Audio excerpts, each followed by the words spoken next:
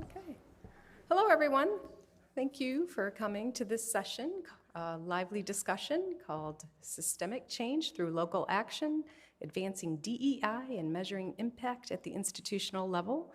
We realize it's a bit of a lofty title, and so we are hoping all of you, as part of community and lively discussion, help to make this session what it is that you hope it will be. So. My name is Julie Garrison, and I'm the Dean of Libraries at Western Michigan University. My pronouns are she, her, and I have the pleasure of moderating today's session. Our speakers represent perspectives from 4 unique university settings, 3 campuses at the University of Washington, Seattle, Tacoma, and Bothell, campus libraries, and Western Michigan University libraries.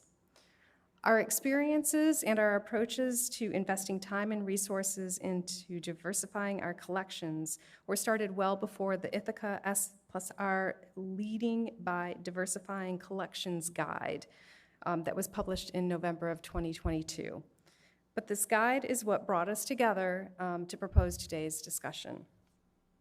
In brief, the guide provides advice on the following: creating a process that defines diversity within the context of the collections at our institutions, including setting attainable goals and communicating regularly about strategies and progress, developing metrics of progress and monitoring that progress along the way, right-sizing our assessment efforts to focus on specific aims, and considering the whole collection cycle in this work, from acquiring new materials to deaccessioning and weeding, and considerations for reframing the collections that we currently have, such as things like decolonizing our descriptions. Using Ithaka S+R, the guide, as a framework, our speakers analyze the strategies that they've employed and have identified opportunities they see for going forward. During the next hour with all of you, our speakers will discuss the principles informing efforts underway at their universities, each with distinct user communities, unique challenges, and a variety of needs. And along the way, we hope to spark conversation with you about the approaches outlined in the guide. Before we jump into today's discussion, I'd like to ask each of our speakers to introduce themselves, share a little about their institutional context, and briefly explain how their efforts started and how they developed their collective definition of diversity. And we're going to start out with Paul. Hi, good afternoon. Oh, it's supposed to be on? Hello. Hi, good afternoon, everyone. Is that better? Nope. Round 2. Oh, that's better. There we go. Hi, good afternoon, everyone. As Julie said, my name is Paul Gallagher, and I'm the Associate Dean for Resources and Digital Strategies with Western Michigan University. Just to give us some demographics about us, before I go any further, my pronouns are he, him. Just to give us a couple of notes about our scale, we're an R2 institution, and we have an FTE size about 15,000 with about $35 million in research expenditures. Notably, though, that we are also a Carnegie High community outreach institution. Apologies, I'm using the wrong exact phrase for that, but that'll come into some of my later comments. Let me just start a little bit about who started, what our background was. I think for many of us, during the late pandemic era, particularly as Black Lives Matter became up, that's when we really saw an emphasis at a lot of the starting of our activities. And I don't want to say that the library has not ignored these in the past, but obviously, I know with many of us, we kind of with a renewed vigor to really pay attention during that window. When I look towards, some of the questions, how did we get to the leadership? I really think in our case there was a back and forth. We saw where, there was a huge groundswell of our staff who saw this, and we want to prioritize this. We want to put more attention into it. But also the role of the leadership, and I'll credit my dean, who's also graciously serving as moderator, was what else could we amplify that we could coordinate efforts? And one example was, in many of the staff, they wanted to do things that would impact in their own efforts, but not so much across the entire library, like training. So that was some of the things that we could bring in. Just as one last note, I think, we could talk about who sort of started that work, but also the notion of commitment. And I think that was something, and maybe your experiences are the same, that the staff were very much behind this. I think if the administration, had done nothing, there still would have been great energy to help move DEI collections forward. And I think from a leadership perspective, that's an incredibly powerful part to be able to work with, and something that we galvanized on. So, Jay, if you'd go next. All right. Thank you. Hi, I am Jay Salvador. I embrace all respectful pronouns when you're referring to me. I work at the University of Washington Bothell and Cascadia College campus library, which is about 11 miles northeast of the Seattle University of Washington campus. And I'm actually going to let a lot of our intro come from Anne just talking about some of the task force stuff that you were participating in. But this is just to say, you know,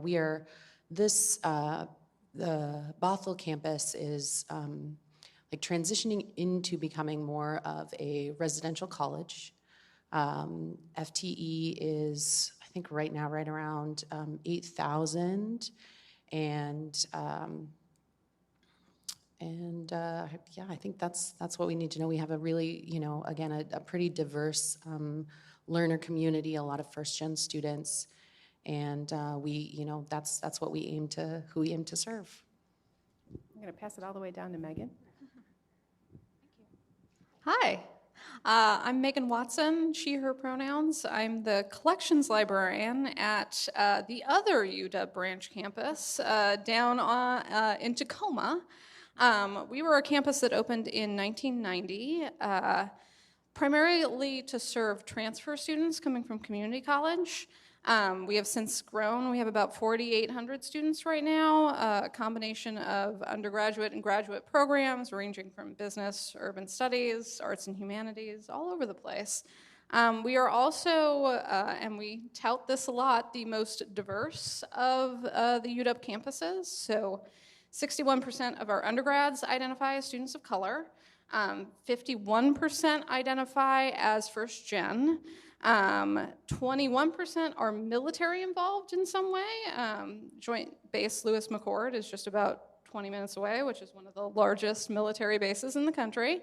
And then 73% of our students are local, so South Puget Sound folks.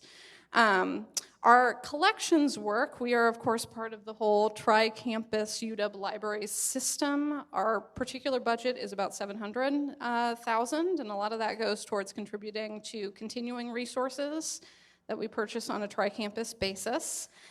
We are also a very small unit, so we have 7 librarians, one of which is vacant right now. If there are any people looking for STEM librarian positions out there, come talk to me later.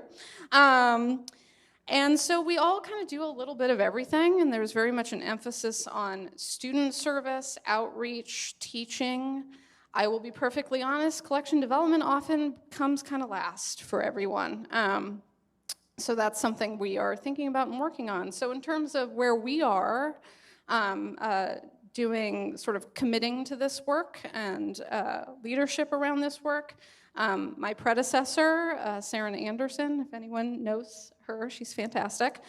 She led a process in 2021 to develop new collection development guidelines and did that very intentionally in a slow, lots of reading and discussion kind of way with our group of librarians. I'll also mention our group is fairly new, early to early mid-career. It's we've had a lot of folks retire.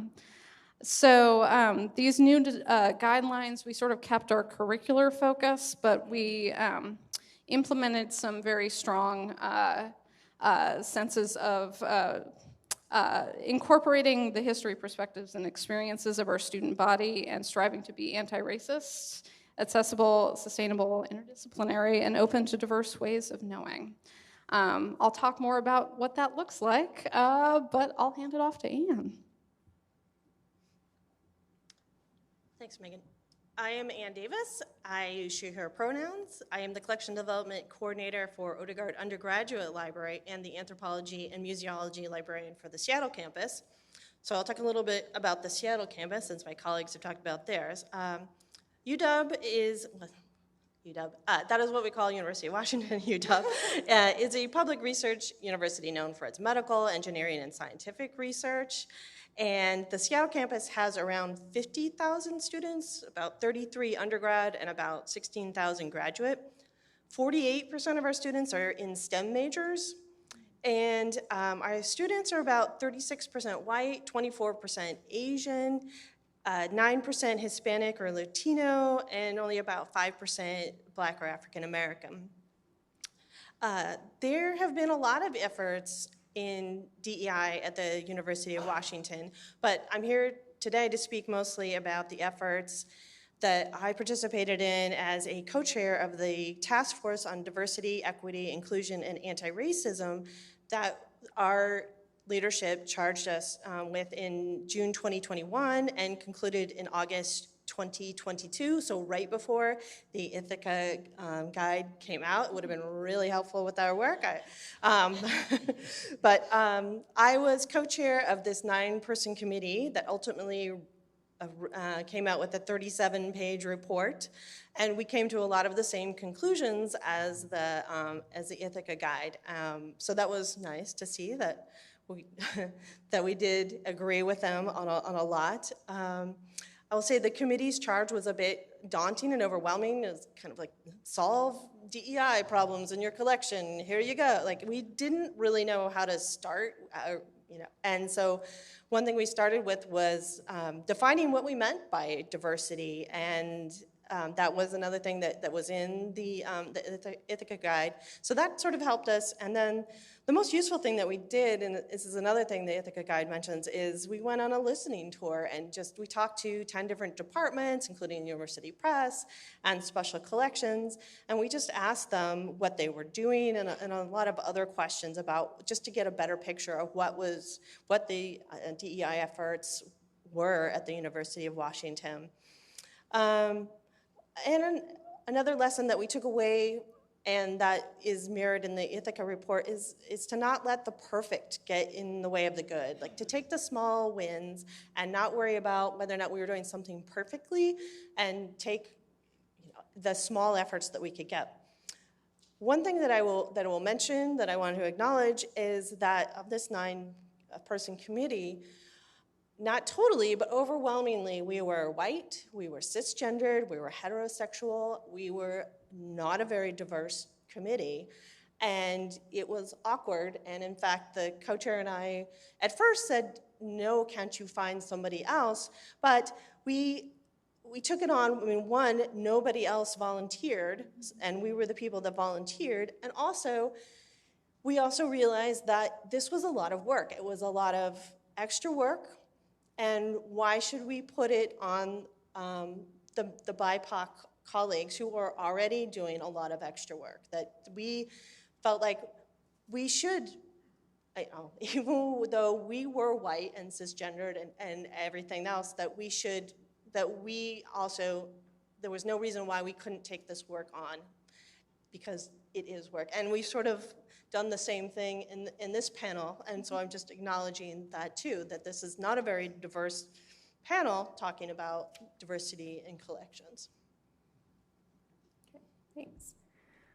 Okay, so going along the lines of the Ithaka guide, one of the things that the guide encourages us to do is to make sure to set attainable goals for the work and to measure progress along the way. And I'm wondering, Jay, if you could start us off by sharing some of the ways that you have measured progress with your effort, and maybe an example of one effort or Sure, more? absolutely. I wrote down notes because I got a little nervous in advance. But so I'll take a moment to discuss, or I'll provide an overview about 3 projects at the campus library up in Bothell. Specifically with the intention of presenting these pieces as part of a mosaic. Because really, at least at the campus where I'm working, it is kind of a small is all, or the wins have all been small. And so these are kind of in chronological order. Our graphic novels collection, the School of Educational Studies children's literature collection, and then our emerging collection of fat studies materials developed alongside a fat activism display that we had this spring. And just sort of in terms of this question, how are we measuring progress? What data are we gathering? I would say that our branch is doing what the Ithaka S+R report would call minimum viable assessment, which really, in terms of, I think there's like so many varieties of ways that you could do this kind of assessment, and at least in the particular case of the School of Educational Studies children's literature collection, we ended up doing a real sectional deep dive. And we were fortunate to have a library student who conducted her capstone, and this was a person whose aspiration was to become a school librarian. So she did an audit of just 250 items, but just really, the spreadsheet is beautiful. But really, tracked character identities, author identities, own voices data, how the materials that were in our collection compared to or aligned with the populations that we hope to serve. And our librarians are using that data to find our gaps and start getting the foothold into representation. And I probably will talk a little bit more about these other two as well, but I just wanted to highlight, the ways in which we were able to collect data and make assessment were in really, really small but very deep, kind of pockets of our collection. So I just, that's what we're seeing. Is there anyone else who wants to add, Paul? Maybe just one thing, I'll put forward in terms of, kind of looking at attainable goals. I don't think, in our case at Western, we did maybe as good a job to track that. And I think that's the part we're very interested in now. In the simplest ways, we can look at things like if we had spent, this amount in past years on a certain collection, could it be expanded? The most simple way we would track our collections, where are you investing? But it also points to, what are the deeper, more impactful things? And I think that's where we're just as interested, where, could this be used in a course, for an example, where we can guarantee its use and impact? So I think that might just be the kind of the one other refining point. We also learned too, and just as a last note on this, what we couldn't do. I know a lot of our faculty were interested in doing, like, let's just audit the entire print collection. And when you're standing amongst 2 million items, you can realize what a daunting task. And not to mention that's print, and that would exclude our electronic, where more of our contemporary holdings are at. So, anyone else want to? Anything else? I don't have much to add other than we also did very small pockets, including our popular reading collection, which only has 1,200 books in it, and it was very useful to do an audit. It was something that I gave to grad students, and it actually ended up taking a year and a half. So our whole collection is over 7 million, so there's no way we could do an entire audit, but it was very useful to just do our popular reading collection, and we gained some great data from that. But yeah, it's very time consuming. In the interest of discussion, what we'd like to do is invite anybody who has a story, who has a way that you've been measuring something or a project that you've been doing to share. If you would like to, I have someone here in the back raise their hand, and I have someone bringing you a microphone. Right, back. Yeah, will you raise your hand again, please? Thank you.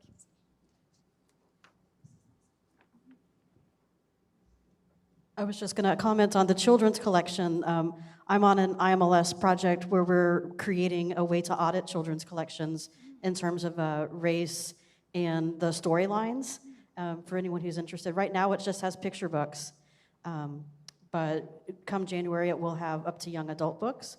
And I encourage you, it's called Diverse Book Finder. And yeah, you can upload a list of your ISBNs.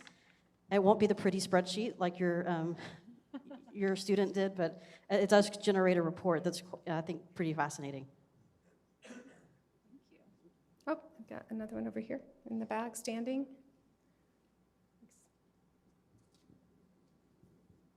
Karen, whoops, is it on? Karen Wyckoff, Ithaka College Library. We're relatively small, about 4,500 to 5,000 students, and we knew that we wouldn't be able to do huge projects because we don't have the resources.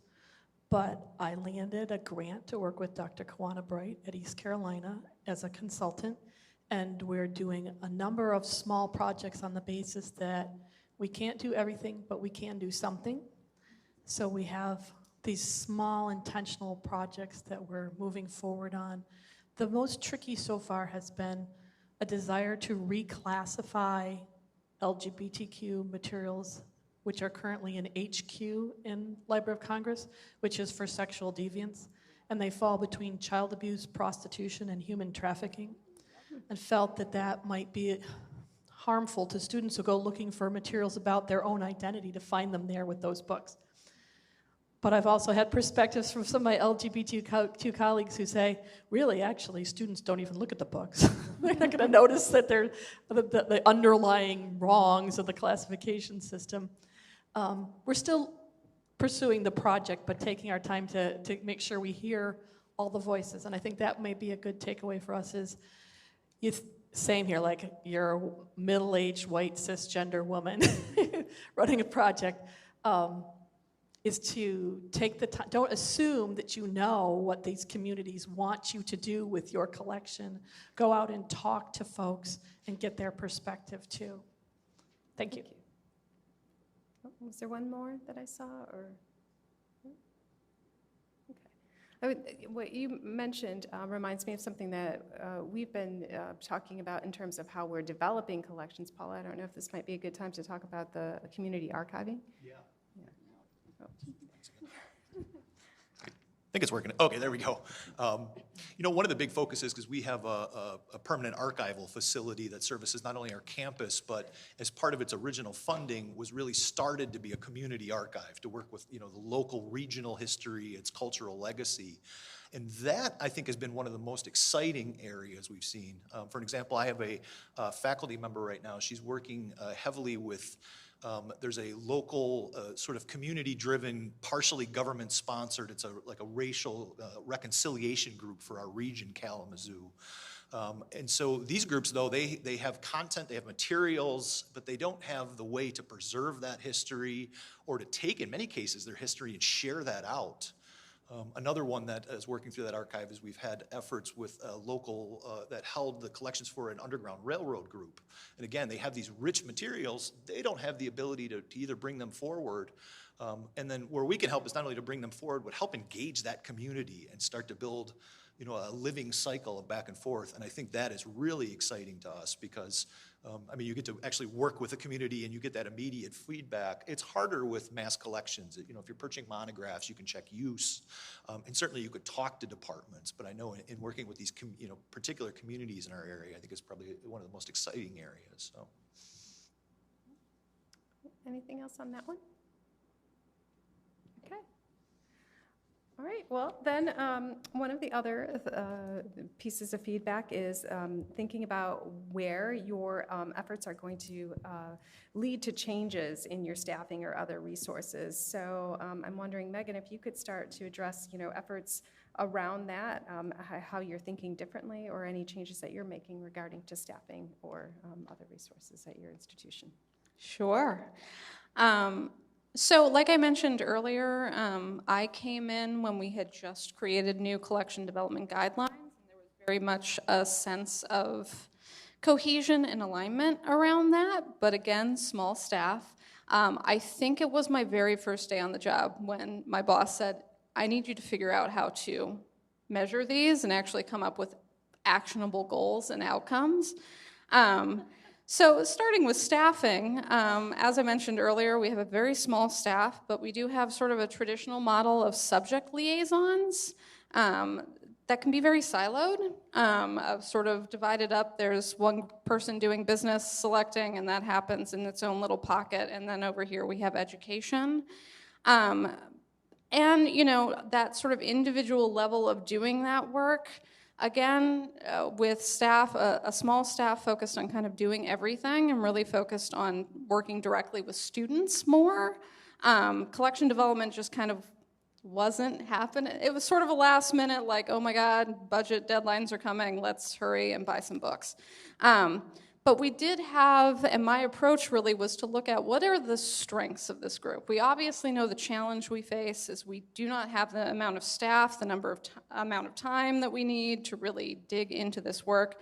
But this group, their superpower is collaboration. And I know we often tend to use that word as like, we're a collaborative group. But this is a group of 6 people, all very sort of similarly placed in their careers, that is very used to working together on a number of different projects. And I was like, hey, maybe we think about this in a more collective way rather than getting in our individual buckets and focusing on that, to both use our strengths and build on those strengths and create momentum. So staffing-wise, we decided on a collective collection development project focused on our AAPI community. We have a new program, newish, at UW Tacoma, AAPI Thrive, that's focused on Asian American and Pacific Islander student belonging and well-being and success. And so in fiscal year 23, we gathered together funds, we got our grad students involved, created a shared Gobi folder, had a lot of discussion. We had some librarians who work very closely with faculty, who got those folks involved, got student voices involved, and managed to spend about $10,000 on a variety of titles, addressing, sort of expanding our collection of AAPI materials. Nonfiction, fiction, media, the whole gamut. And that really gets into then the resources, the budget changes. So that was really end of fiscal year, we have money left to spend instead of panicking about trying to do individual subject purchasing. Let's do this collective project together. But we really wanted to be more proactive this year and actually commit funding to doing this work. So we created a new fund. It's small. We are a small little baby campus. We also saw a 4% cut in our collections budget this year, but we committed $5,000 off the bat. We're focused both on continuing with AAPI work, but also our Indigenous studies collections based on feedback we have received from, particularly from our Muckleshoot cohort, which is an education grad program for Indigenous students in particular, and their sort of feedback on our existing collections was not great. So we're going to work on that. So just the report talks about a lot. Spending is advocacy. Spending and budgeting shows what you care about. So even though we have a very small amount of money to work with, setting that aside and actually having a fund that then we can track the spending on and use that as advocacy with campus admin to talk about, let's expand our budgets. We have the most diverse UW campus. We are buying diverse materials and prioritizing that. What could we do with more money? We'd love to see. Anyone else want to add to that? We're doing something similar. We haven't done it yet, so we'll be interested to see what the results are. But this year we decided to allocate $10,000 to each fund group. So humanities, social sciences, international studies will each get $10,000 to spend on DEI materials. And then at the end, we will be required to write a report, not just what we spent, but what our thought process was and sort of what our thinking was in the process. So that'll be really interesting to see how that goes. It's a total experiment, and we haven't actually done it yet. It's just that's one thing we have changed. Yeah. I'll just say a quick one. You know, when I think about that, you know, what kind of resources and making changes? I mean, it seems like as I came into this work, there was almost sort of an apologetic nature. Are we going far enough? Are we doing as much as we wanted? You know, and I think the part, and I keep hearing this from many of you, you know, just in even the audience comments, it's that, you know, overhauling an entire collection that had been built over 100 years. I mean, that's a monumental task, but all of these small things are, you know, they will start to make a greater difference over time. But I think what's more exciting is that they're becoming part of the routine work now, where we're always going to be thinking about that.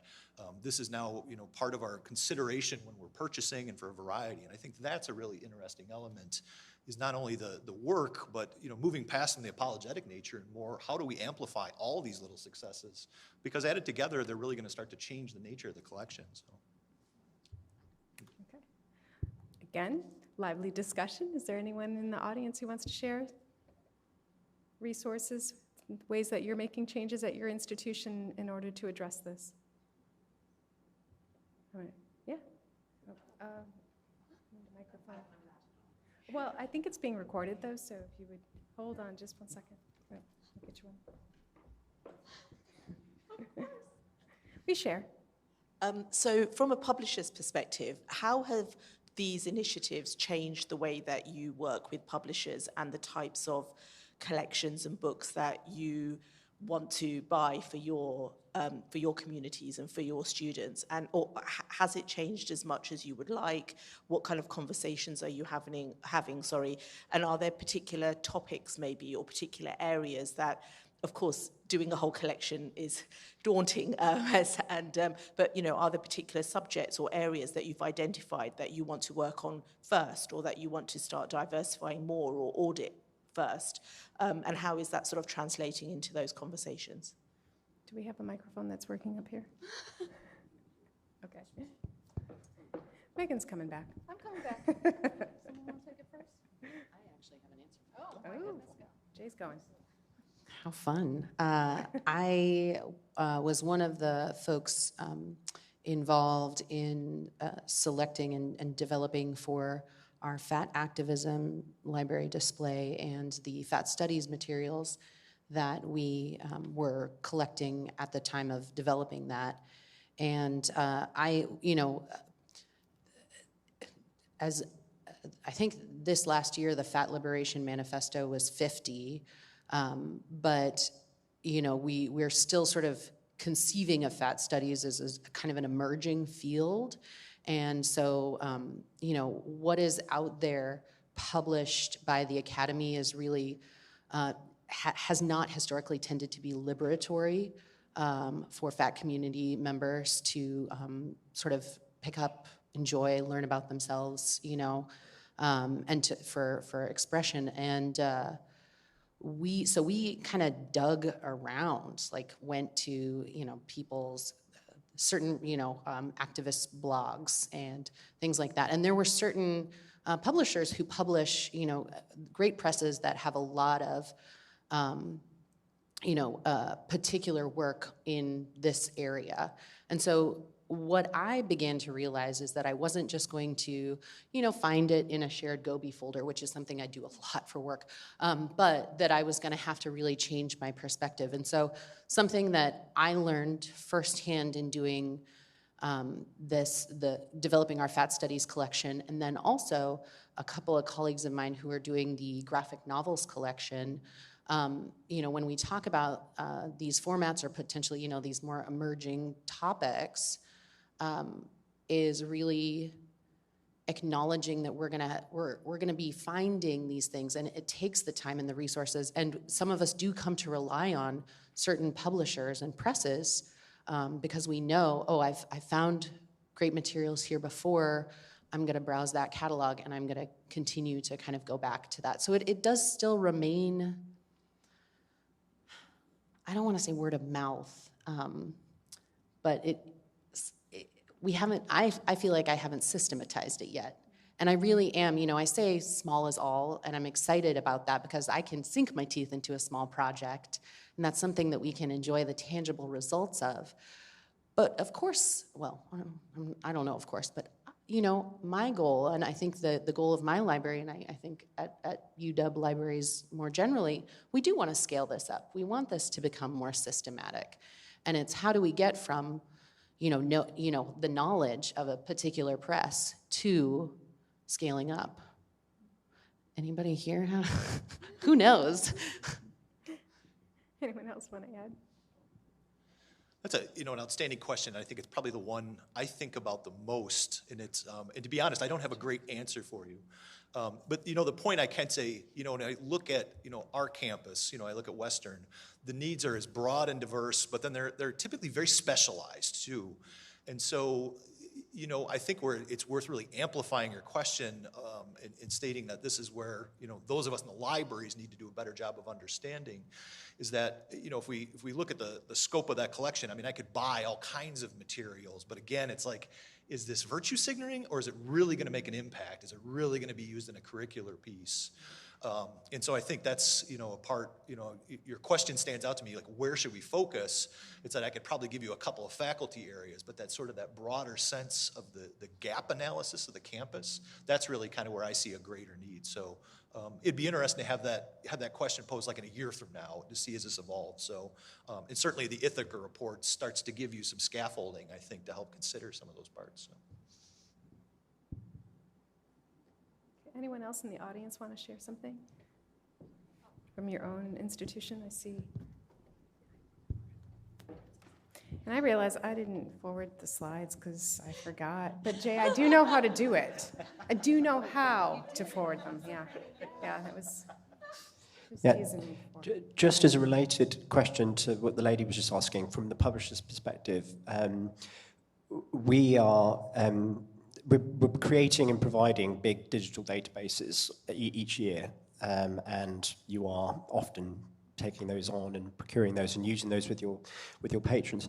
What are the expectations or hopes you have in terms of what we can give you or provide to you that gives you the assurances that we're doing the work that we say we're doing? Because with these multiple big database collections, we're doing lots of good work to try to ensure they're diversified, decolonized, etc. What do you hope that we as publishers and vendors can provide to you to give you that sort of assurances that they're meeting your own goals, if that makes sense? A difficult question back to you. You want to take it, Paul? Let's see. Yeah, I can try to take a stab at it. The biggest thing that would be beneficial, and I've started to see some cases of this happen, was really, if I look at our large collections, and I'll just say like a large aggregation of ebooks, for an example, is there ways we can get better metrics on, particular uses of that, particularly, like at subject areas? And again, many of you may be able to provide this. It's probably as much of a question of the libraries asking for it.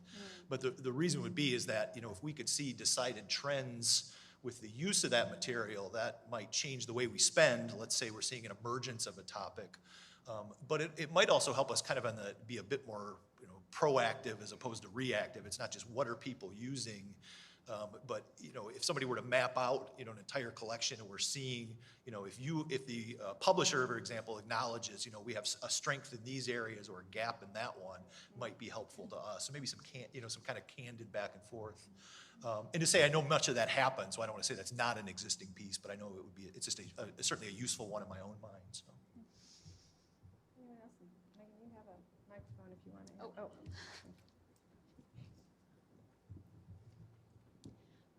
Hi, I had a related publisher question with respect to metadata and what you're receiving. Beyond LC class and maybe keywords, what other metadata would you be looking to receive from publishers that would help you with this kind of assessment and acquisition that you aren't getting in an ideal world, if you could get some additional metadata?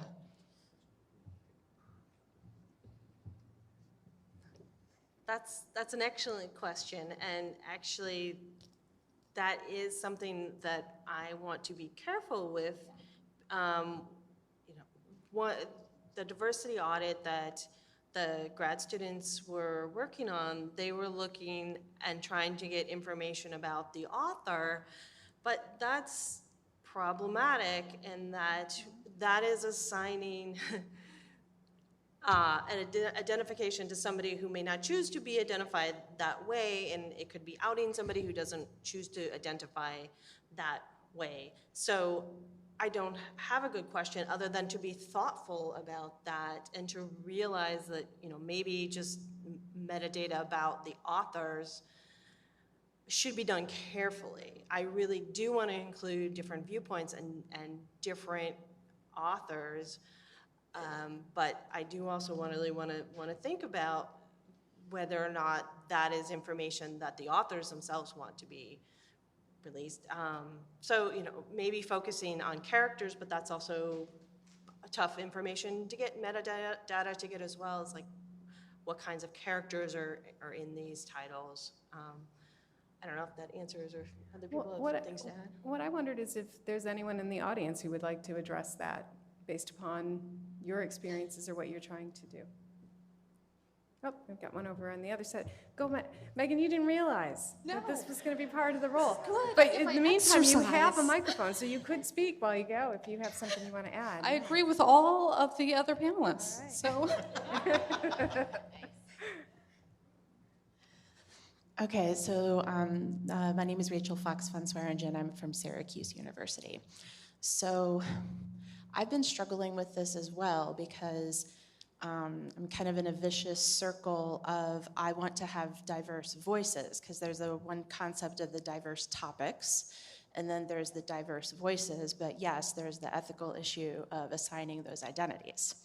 I have a humanities background, and so, there's decades worth of publications of people curating, a bibliography of African-American, musicians or whatever, and like resources about those. And so ethically, we have been doing that. Researchers have been doing that and assigning identities. I've seen ones for LGBT, I've said of lots of them. And so I wonder whether, that's a passive way of doing it, and no one has been saying that's unethical. I would like to see metadata about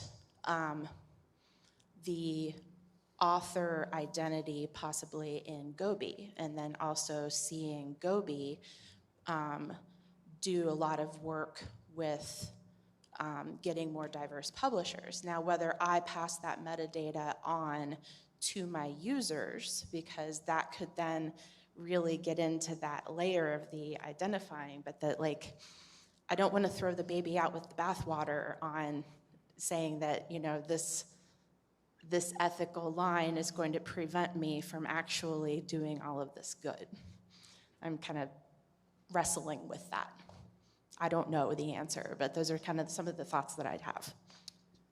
Yeah, I think we're all wrestling with that, and there's also the question of if we do have that information, and how do we buy without, or make a display or something without othering them, without saying these are, sorry, I don't have a better phrase other than othering them. I don't want to do that. Yes, buying is different. Or since you didn't have a mic, they said buying is different than doing a display. I like the idea of doing a display, but I also don't want to other them. So, given. I was just saying, we've had a couple publishers in the room ask what they could do to help, and I thought, well, who better to ask the authors how they want to be identified so that when we get metadata from a publisher, they have already vetted it with the author, and then you can feel safe ethically using that data. Okay. Okay, one more, and then we will move on. Okay, just really quick, thanks for bringing this in. I came in a little bit late, so I've already talked about this. So DEI also includes area studies, which I know there's one panelist that does that too. A couple of things, though, has anyone talked about subject headings? Look at all the, problematic subject headings, some just changing even as of last year, to enslaved, persons, good grief, so how long has that taken? So it takes a long time for that, so that's a problem. The second thing is the indexing and abstracting, and all the information we're not getting about from the Global South too, from some of these publishers too. There's a lot of information. I'm an Africanist, so publications, let alone smaller publications too, here in the U.S. too. So, and even using terms so-called ethnic studies, problematic, of course. So there's a lot of things that can be done. There's a lot of scholarship done again in the Global South that's just not getting picked up by Web of Science or others, et cetera, too. So, and it's they're not part of the equation too, and that's problematic when we're trying to at least find, does it exist? Or subject headings, using WorldCat, and they're problematic subject headings, or there's something that's newer that's kind of in between the margins. And again, the bibliographies, that's a great example too as well. There's a scholarship, someone from Emory, I think, recently looked at that at bibliodiversity and the problematic, terminology from the 80s onwards. So these are things we're finding about, and, so other things to think about. Can I, Okay. Julie, I'll let you actually keep going. No, okay. Keeping us on time. Well, actually, we're over time, but that's okay. The next question that we had is thinking about the work, any internal barriers that you faced or external barriers and how you approached those and overcame those as part of the work. And Anne, I don't know if you would like to start us off with that briefly. Because we promised to end on time. Okay. I will try to be brief. So one of the things we did on our listening tour, going to talking to other groups on campus, was asking them what barriers have you faced and what is preventing you from incorporating more DEI into the collection. And obviously, number one is not enough money. I think every single recommendation that we made involved more money, whether it was to train staff, to allow staff to do more travel, to more shelving space, because a lot of materials, especially from the Global South, are still only available in paper, so we need more space on the shelf. Need money for remediation of materials to make them more accessible, or for recataloging them with more appropriate terms, as we were just talking about. Another barrier is not enough information, and to use a phrase from the Ithaka report, the metadata used to undergird assessment is often lacking in granularity, and I think that's very true. We've already sort of talked about this. I won't talk a whole lot, but exactly, the metadata, we need more metadata, but it's also problematic, so we want to be really careful and thinking about what we're doing. Another thing about data is I have real concerns about using data for weeding, specifically using only use data for getting rid of materials, because that's equating use with value. And if we're weeding out all the materials that aren't seeing a whole lot of use, then we're taking out the lesser known voices. Then we're left with only the overrepresented voices in the collection. And I've started to really think about weeding, using only usage data as the only kind of metric in getting rid of materials. There's also not enough time. Adding metadata takes time. I mentioned the diversity audit that took a year and a half. Like we just don't have time to do a full any kind of audit on any kind of large collection. We only have to do it in very small pockets. It also takes time to build relationships with the local communities, the underrepresented communities. It's time consuming. It won't happen overnight, and it has to be done right because it relies on their free labor. And so we want to be careful about that. And as one person from Special Collections said, we are custodians of indigenous information that maybe we shouldn't be custodians of. So it's not all about just putting everything in our collection. It's really being thoughtful about whether or not it should be in our collection. Particularly because a lot of the indigenous material was donated by non-native donors. So we should be practicing post-colonial collecting, enhancing access to materials without appropriation by helping local groups preserve their own resources. Another barrier was just not enough choices. I don't know about you, but I rely a lot on my slips and our approval plan and just buying large packages. But if I'm only seeing slips that somebody else is providing and not doing my own research or looking specifically for things from smaller presses, then I'm not doing a very good job. So if you over-rely on just like the approval plans or other kinds of just packaged materials, I really want to think about that. The DDA programs can also be problematic as more privileged students may be more comfortable making requests, and so thereby amplifying biases because we're only buying what the more privileged students are clicking on. Also, The top journals are heavily dominated by research from just a few countries, mostly the US and UK. But publishing in lesser known journals can have an impact on tenure and promotion, that you have to publish in those mainstream journals. And then one more is not enough space. We need more physical space. We're out of physical space. We also don't have a digital repository that will allow us to deposit oral histories or PDFs or videos or those kinds of things. We need that infrastructure to allow us to collect those types of materials. Because a lot of material from underrepresented voices can be in formats that either take up a lot of physical space or are difficult to purchase and put on shelves, like for example, zines or oral histories. Yeah. All right, well, we are at time, and we promised to be on time when we ended. And so thank you all for engaging with us in this discussion, and have a great conference.